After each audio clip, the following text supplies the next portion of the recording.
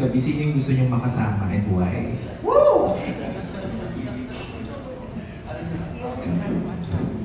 Ladies first. May isa ako ba?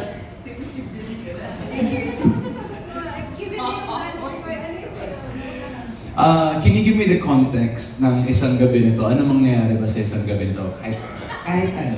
Kahit ano. So pwede kami mag-mall lang, gano'n, or pwede kami... Sarado ng mall ng gabi. Pwede kami rin ng sine, gano'n, gano'n lang. Gano'n lang. Sino? Sino gustong kasama ko manood ng sine? You know what? Para wholesome. Yung baby ko po, gusto ko siyang kasama. Kahit bawal magsama ng baby sa sinehan, gusto ko kasama yun. Ano ba? Gusto mo talaga Di ba tulog na siya sa gabi? Okay na ba yun? Okay na ba yung sagot na yun? Gusto mo mas controversial yung sagot ko? Anong gusto niyo? Okay ako, either or. Pero bakit si baby? I just like spending time with her, of course. Why not? I actually thought about this na isama ko siya sa isang movie house, like a cinema. And then, yun nga eh. Have you ever been in a cinema and you heard a baby crying and then you complained na why is there a baby inside, diba? I don't want to be that kind of guy. So, hindi ko pa nagagawa. So of course, I want her to experience. I want to be there the first time she experiences the big screen. Ina-avoid pa ng... Wag...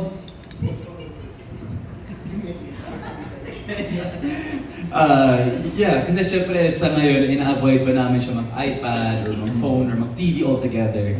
But I want to be there when she experiences the first movie.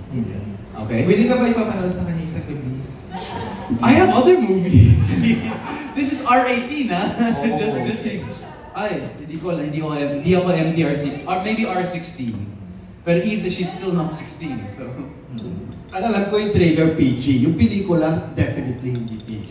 Ayun, there you go. Feeling ko lang, hindi siya PG. Kulin. Baka mali. Sa akin parang obvious naman yung sagot. Siyempre yung asawa ko. Ay, boring. Parang hindi pwede. Hindi talaga pwede. Wala kasi, tapos sakto wala pa siya dito, nasa France pa siya. So syempre namimiss ko, diba? Syempre yung asawa ko. Or si Amari. Ibahin mo yung sagot mo, ibahin ko yung sagot ko, Diego.